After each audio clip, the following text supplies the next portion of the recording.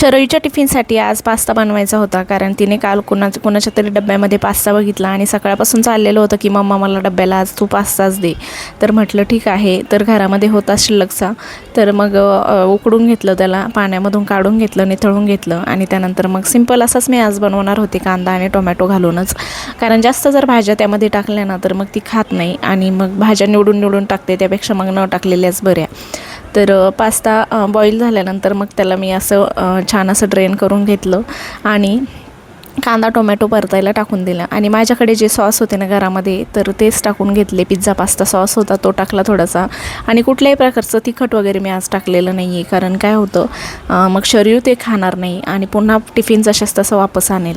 मुलं जोपर्यंत छोटे आहेत तोपर्यंत त्यांच्या अशा काही डिमांड असतातच, आणि सकाळी घाईगडबडीमध्ये मी तिला पास्ता बनवून दिला सिंपल असा.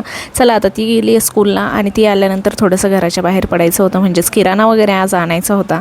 तर किराणा आणण्यासाठी बाहेर आलो होतो आणि किराणा घेऊन लेकरं पण सोबत होते, कारण त्यांना पण थोडंसं फिरायला भेटतं ना, म्हणून मग आम्ही मुलं आल्यानंतरच डीमार्टला येत असतो. चला आता आम्ही शॉपिंग करतो, बाय.